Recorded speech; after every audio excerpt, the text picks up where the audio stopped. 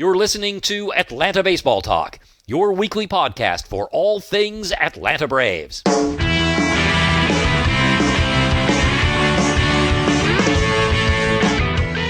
Welcome to show number 326. Today is March 13th, 2016, and my name is Hamilton. No Stevie tonight, but I am joined by Curtis. And Curtis, let's get to it. On tonight's show, we'll talk about hot starts for Mallex Smith and Ozzie Albies. We'll try to guess who could surprise us by breaking camp with the big club, and we'll do some spring training predictions. But first, let's talk about the most important wrist on the Braves. So, Curtis, on January 21st, an interview with DOB of the AJC, David asked Freddie, was a recent injection in your wrist, was it in a different area than the previous series of injections you got during the season? Is that why it's worked better this time? And surprising to me, Freddie said, I had two components to the injury in June. I have the pain on the top of my wrist, and that's where I've been getting all these platelet-rich plasma injections and all that stuff put in, because that's where I was having pain on the top of my wrist, and that's why it took so long. And then when it got cleared up, I was weak on the left side of the wrist, and that flared up again when I came off the DL, and that's what started hurting again, that impingement area. And he's actually had an impingement, whatever that means, on the left side of his wrist since 2009. And he says that every year he usually gets a cortisone shot at the end of the year, and he's good, but because he had two different injuries, that's why it took so long for this one to heal. But by all counts, Freddie's been feeling great, and everyone says that the wrist is looking good. And then fast forward to Friday, Freddie strikes out, removes himself from the game with pain in his hand and top of his wrist. So, Curtis, with all that context, on a scale of 1 to 10, how nervous are you about Freddie's wrist for this season? Well, I feel like there's two questions here before I give you my rating. Okay. There's like the short term on his wrist, and there's a long term on his wrist. And I think the short term, it sounds like it's fine. He almost hit a home run today. He said he didn't really feel any pain. He's just going to take a normal day off. But he knew that it wasn't the wrist. I think you just said that when he felt the twinge, that he knew it was something in his hand, and it was where he'd gotten the shot. So that's good news. I think that short term it's okay. My concern is that it's a long term lingering problem. The wrists, obviously, with baseball players on so many levels, is a bad thing to have kind of nag you. And so he talks about how violent his follow-through is with his wrist. And so I think that this is just going to be something that's going to bother him. I think it's going to be something that's going to flare on him, and he's just going to have to – maybe they monitor his time, and they've got some other options for first base with Kelly Johnson, with Nick Swisher. If both of those guys end up making the team, people like that maybe they can give him some time so he's not out there and not stressing his wrists quite as much as he would if he was playing every day like he was a couple of seasons ago. But my nervousness on the long term is that what I'm doing? How nervous am I? Yeah. Well, I think that's fine. I think you really talked about it, because I think the short term, I'm not as nervous, but I agree. Longer term, for all the reasons you said, he put so much pressure on his wrist. When you have this impingement that he's had now for 7 years, I can't see it getting better, right? And your scenario makes sense to me, but in order for the Braves to win, they're building this franchise around Freddie. He's got to play a lot of games, and I am nervous about him for the long term. I'm nervous about this injury. I don't feel confident he's even going to play a full season this season, because he hasn't for the past 3 seasons, right? Or it feels like. And so I'm nervous, and if it was me, I would almost just take this season off and have surgery on it and get rid of that impingement, right? Has he ever had surgery on his wrist?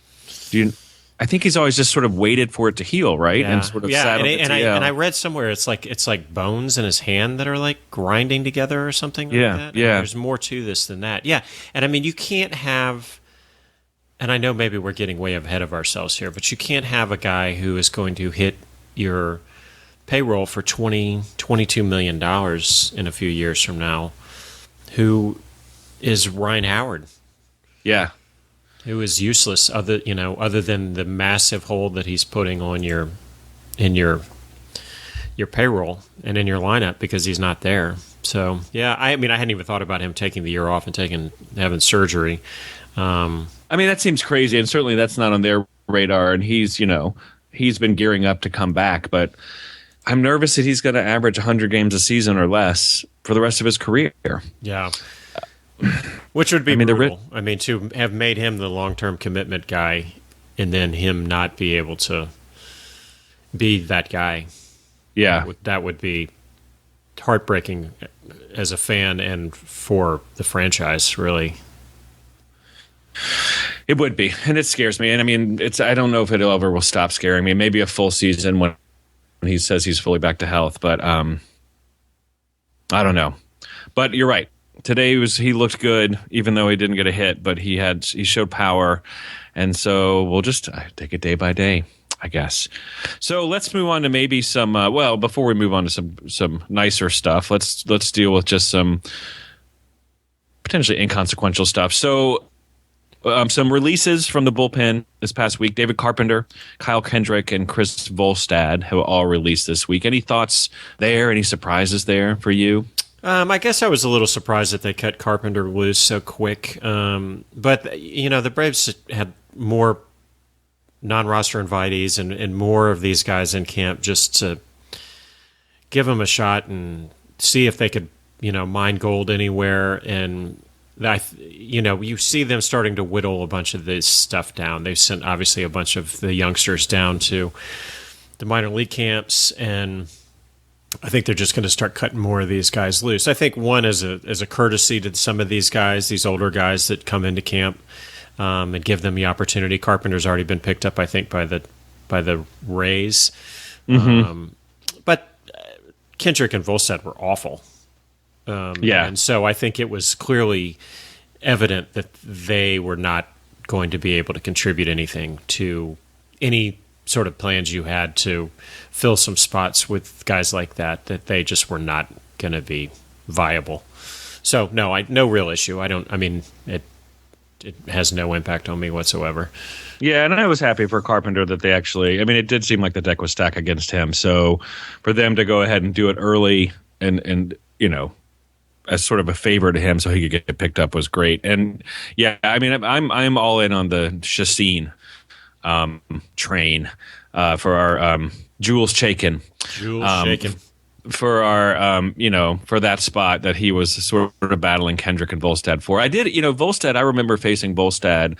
I always felt like there was Tuesday nights against the Marlins when it was like me and you and 4 other people there. But I remember facing Volstad. He's like 6'10", and he seems so just indomitable. He just could not beat him. And so I thought maybe there'd be lightning in the bottle there, but obviously not meant to be. And I'd be surprised if those guys got picked up anywhere, at least now. Maybe if someone goes down on another club or mid-year, but... Well, and it seems like I know it's still early and they're still working these things out, but it seems like they've got pretty much 4 guys with Chassin and with Bud Norris, with Whistler and Tehran. It seems like that those guys are kind of supplanting themselves as the 4 guys who are going to be at least the top 4 starters, and I don't think they need a 5th starter for a little while to start the season. And you've got Williams Perez that pitched well, so they've got some guys that can fill that 5th spot pretty easily. But it seems like those are the 4 guys at this point that are going to be the guys that are going to be the starters. Yeah, and I don't want Kendrick and Volstad taking innings from young guys who could just use the seasoning. So, and that's more what I think that a part of this is too, is that they were using the first part of the spring training to, really run a bunch of guys out there to see if they could find anything, and now they're going to start gearing it more towards guys that are actually going to be on the team and guys that they're really invested in. Yeah, exactly, absolutely. All right, so we've got three bright spots and then maybe one troubling spot with some of our performances so far. So let's start with Hector Olivera. So he is actually batting, as of yesterday, his batting average is .500. He's got 12 hits and 24 at-bats, 1 strikeout, 2 doubles, and the rest are all singles. So A good start, but not a lot of power. So what are your thoughts on Oliveira's start to the spring so far? Well, it's good that he's hitting. I'm very excited about that. There were obviously some concerns that maybe had unfairly developed with his appearances at the end of the season last year and maybe some winter ball stuff. So it's great that he's hitting like this. I'll be curious to see once he starts to see starting pitching more, some of these guys that get stretched out in their more real games, how that impacts his batting average. But yeah, the power numbers, that makes me nervous because excuse me. Ooh. Sorry. Because really he's supposed to be one of the guys that's going to be somewhat of a power source for us, and for him to show none of that, that's a little unsettling. Yeah, I agree. We're, in all the talk of him, this is a guy who's going to hit 20 homers a season. So you certainly would have liked to have seen him show a little bit of power at this part. And I think, the couple of doubles, but it's not even like, and what it makes me nervous is that when the better pitching comes up, I think these singles go away, and I'm afraid his average goes down. He hasn't had a walk. His OBP is actually below his batting average, which is sort of a strange thing to see.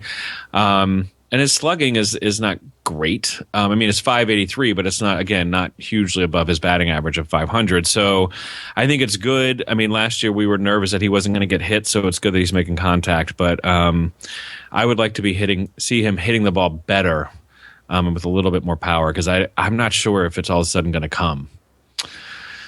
But anyway, the season's a wash. What are you going to get with a 31-year-old? Sort of left field.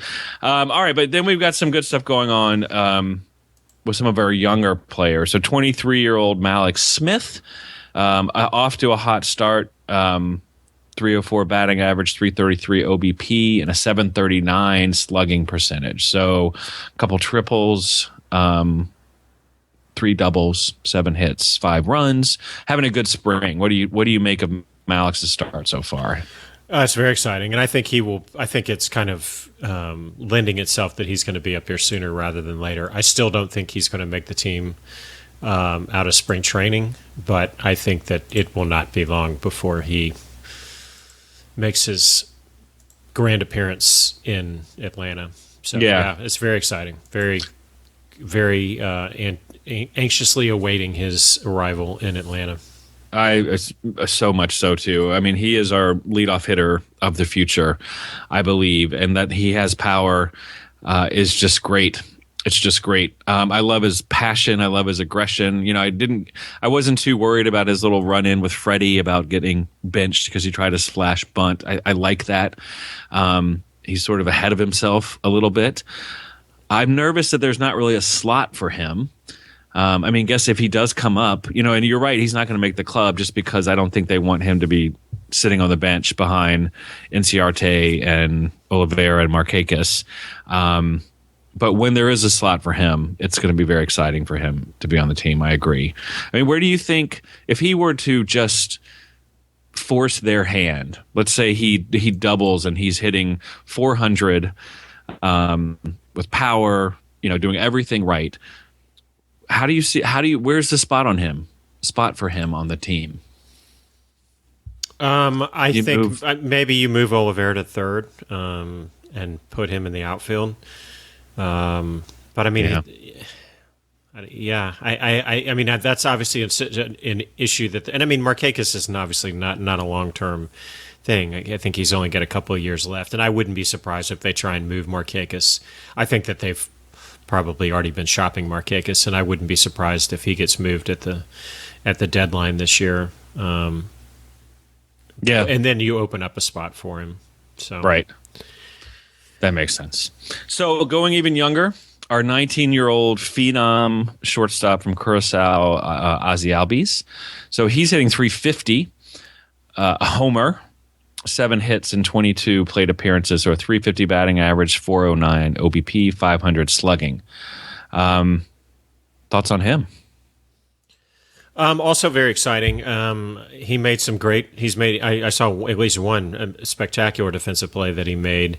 Yeah, I mean that's that they're either going to be at the top of the lineup, those two guys in our future, or maybe one of them is our eighth batter, which is very exciting. That we would actually have someone batting for the Braves in the eighth spot who could actually do something other than be the first out for the pitcher behind him to become the second out. So to have added dimension to the lineup where we have more complementary players that can contribute, it's very exciting. And I mean, I've always been a fan more of kind of slashing baseball and moving guys and speed and things like that. I mean, I always think that's fun. Obviously, you want guys hitting home runs as part of that.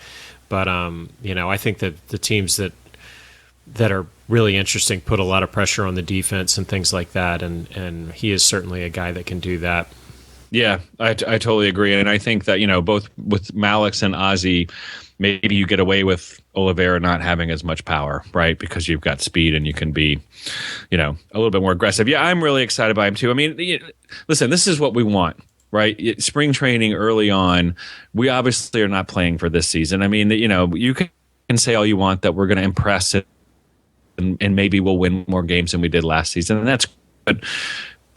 This is what we want to see, right? We want to see Dansby, we want to see Mallex and Ozzie showing a lot of promise and getting us excited, and they are completely delivering on that. So, in terms of that, just generating enthusiasm for the long term. They couldn't be doing better as far as I'm concerned. So I'm excited to see, and obviously, and you mentioned this for Oliveira, the better pitching is coming, right? Guys are getting stretched out. They're gonna really start meaning it when they pitch, and we'll see. And I bet they regress a little bit, but it's still, how can you not be excited by this? Speaking of exciting, no. So Tehran, our ace, I guess by default, has had one start. It gave up 3 hits, 2 earned, including a homer, which plagued him last year. So, I mean, we did just say pitchers aren't really stretched out; they're not trying stuff, so you can't put too much into us. But what are your thoughts on Tehran's start, and where does that leave you in terms of your feelings about it? Well, that obviously is an issue. I think that he gave up 27 home runs last year, which is a lot. Mm-hmm. So you hate to see. I mean, it is his first start, so I can't put too much into it. We seem to have this conversation every spring about how meaningful these games are and what to take from them and all that kind of stuff. But you would hope that this is something that at some point he's going to get away from, because there were so many games last year, especially on a team that maybe is going to struggle to score, and you give up home runs, and that sometimes can amplify their offense and put some crooked numbers up really quickly, and then with one swing of the bat. So you're not really making them work for it so much. So yeah, I'm not taking too much into it as I say all that, but I hope that it's a trend that it does not plague him again this year. Yeah, we certainly. Absolutely. He's not even trying to pitch. He's just getting stretched out, but it would have been better if that had not happened. That's the only way to look at it, right? Certainly coming off of last season, a down season, you're really hoping to sort of see what you get with him. And I guess, we put too much into spring training, wanting to sort of see what we've got right now. And when a guy who has problems giving up homers all last season in his first, I think it was the first inning even, gives up a homer, it's just like, oh dear, right? So let's hope he would just wanted to get all those bad pitches out of his system, and it's uphill from here, or downhill, wherever the good way is. In uphill? The park. In the park, yes, towards the mound, in the infield. All right, so let's do some quick projections here, and then one sort of far out there prediction. So there's 21 spring training games left. Some of those are split squad games. But let's do some projections. So right now, Freddie has 2 homers. How many homers do you think Freddie Freeman has by the end of spring training, Curtis? I'm going to go 7. Oh, all right. I said 6. Yes, 1 less. Let's hope. After all that wrist talk. All right, Markakis got his first homer of the season, which has him at 1. So he's on pace to match not what he had last His season. Braves career. His Braves career, Mark. So where do you think Markakis ends up by the end of this season, the spring training? You're going to be shocked at this. 3. Oh, that's exactly what I have. So. Maybe you're not going to be shocked by that. I'm not going to be shocked. I mean, I got, in some of the, we talked to Copy, and he just talked about we're going to see a different Markakis, and he's fully back from his injury, and a neck injury obviously is very debilitating. I really was ready just to see a lot more pop, but I'll believe it when I see it, and I don't know if I'm going to believe it. Yeah, not holding out hope there. All right, so to our friend Bear, so we talked about that he had 2 doubles and his lack of the extra base hit. How many? So with 2 extra base hits as it stands now, Curtis, where do you think he ends up at the end of spring training for extra base hits? 8. 8. Wow, things are flipped around here. I said 5. I think he has 3 more in him. As the pitching gets better, I think it's going to catch up to him, and I think he's going to be a singles machine. He's going to be the Markakis of last year. Yeah, I see that. I bet he hits a couple home runs. I bet he has a couple of doubles. There's got to be something in there. All right, I hope so. I'm feeling cynical about it. All right, on positive side, right now, Ender Inciarte has an OBP of 423. Do you think he ends up spring training higher or lower than that? And what do you think it is? I think it's going to be right around that area. I wrote down 425, so that's just slightly higher than where he's at. Yeah, I think he's going to be low 4s. I think he'll be lower by just a bit, but just barely. So I'm right there with you. And then let's talk about Ibar, or Akbar, as Steve likes to call him. Right now, he's at 440. What do you think he ends up with for OBP? I think it's going to be about the same as Inciarte. I think it's going to be about 425. Yeah, I agree. Lower as well. I think he's flying a little bit hot right now. All right, so let's predict. Let's see. Let's look at starting pitching. So you talked about that we have. I think we have our 4 starting pitching. So like you mentioned, Norris and Chacin, Tehran, Whistler. So which, coming out of camp, who do you think has the best ERA and who do you think has the worst ERA? And not necessarily of those 4, of all the starting pitching candidates. Who breaks camp with the worst? For the best, I'm going to go with Bud Norris for some reason. Wow. For the worst, I'm going to go with Manny Benuelos. Oh, good. So I had the same for the worst, and then I thought I was going to get ridiculed for even saying that he was a potential starter. There's so many of them, but I agree. Right now his ERA is at like 18, maybe. Has not had a great start. So I say Benuelos is the worst. I say Chacin has the best ERA coming out of camp, and he, as it stands now, is leading the pack of our potential starters. 0. Yes, exactly. So I think he's going to have a 0 all the way through camp and the rest of the season. That would be impressive. Yes. All right, and let's end it on this. So, Curtis, predict the unexpected, awesome performance that will start a quote-unquote, maybe he's on the big club to break camp narrative. Who's your guy? Well, it's not the most exciting position in the world, but it would basically be our backup utility player, and I think that I'm not 100% sold on Gordon Beckham. Oh, it's too bad. Despite him being a former Wildcat like the two of us and a former Bulldog like myself, I think that the Braves can say they have a player that perhaps can perform a little better and is far exceeding his spring, and that is Reed Brignac. And boy, is that exciting to roll off the tongue. But Brignac can play outfield. He can play short, second, third. So he's versatile. He's having a tremendous spring at the plate. He's batting .400. He's actually has hit a home run. He's got several doubles. So I think that he doesn't have nearly the major league experience that Gordon Beckham does, but he's also not getting paid nearly as much as, not that Gordon Beckham's getting a lot, but I just think that they maybe offer Gordon Beckham to go to the minor leagues and he maybe turns them down. And they stick with Reed Brignac. Yeah, I like that. But I mean, it's a hard one to say, because for the players like Albies, Mallex Smith, Rio Ruiz, Dansby, none of those guys are making the club because they are our future. And like I said earlier, we don't want them up here riding the pine, as it were. So they're just not making the club.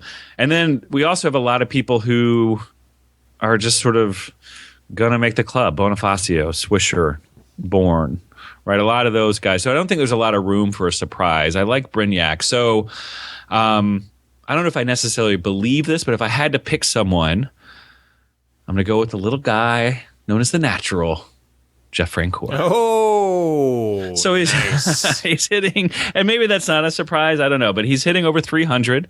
He has a homer. He's getting a lot of at bats. He has 23 at bats in 9 games. Only shot twice. Only once when he was in the on deck circle. I think he's our backfielder to break that coming out of. So whose place does he take? I think he's going to just be the guy who gives Oliveira or Marquez a day. I don't know.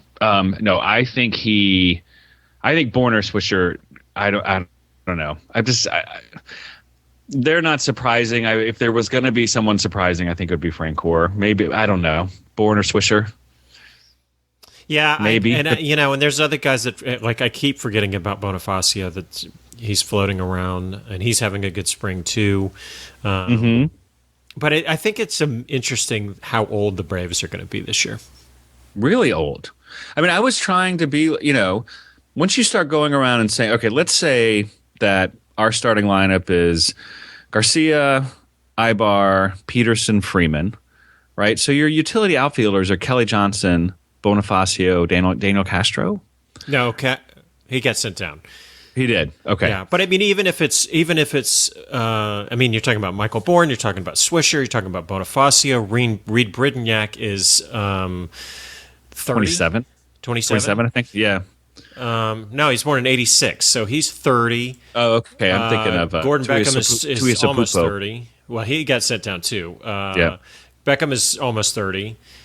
So, I mean, so many of these players that are going to be part of, I mean, the catching crew is they're celebrating their sesquicentennial season in the major leagues here. So it's interesting that there's so much young talent on this team, and that the team that they're going to trot out. And I mean, basically because they know that there's not going to be anybody watching the team, but it's going to be these, and maybe like once the middle of the season, once the trade deadline hits, that it's a complete flip and all the old guys are gone and it's all young guys from that point forward. And maybe that's the plan. Maybe. They flip Bonifacio if he continues to do well to a contender. Sure. Yeah. I mean, guys like that are important to fill Uribe, Kelly Johnson, those guys. I mean, Kelly Johnson started a World Series game. Yeah. So talked about how terrible Jace Peterson has been this spring, but I guess that can take for another show. Yeah, I mean, the question is he the definite starting second baseman, right? I mean, how bad does it have to be for him before those questions come up? And it really goes back to the end of last season, right? I mean, you're talking about Bonifacio or somebody starting in front of him?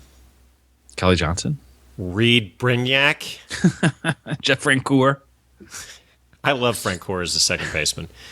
All right, so here's a trivia question for you. All right. Because we were going to do some trivia about who our best Braves lineup is, but we decided we'd push that for another show. So they asked this question the other day.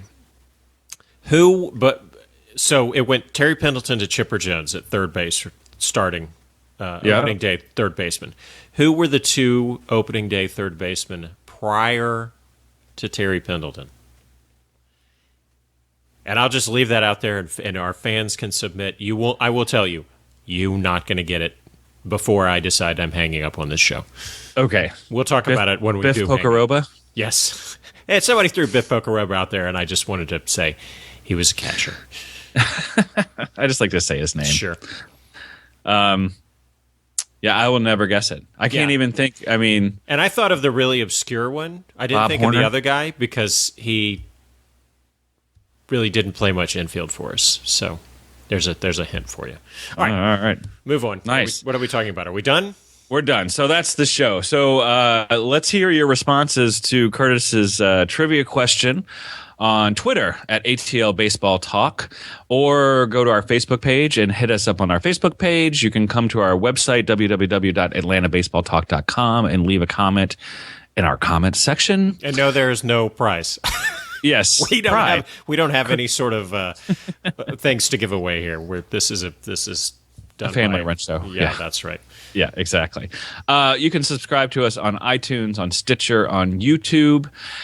And that's the show. So we'll be back for another spring training show before the season starts, and then we'll be back weekly once the season kicks off. So, Curtis, good job by you, buddy. Thanks again for listening, everyone, and go Braves. Thanks for listening to Atlanta Baseball Talk, your weekly podcast for all things Atlanta Braves. To find new shows, to post in our forum, or to send a comment, please visit us at atlantabaseballtalk.com. Had to admit the problem.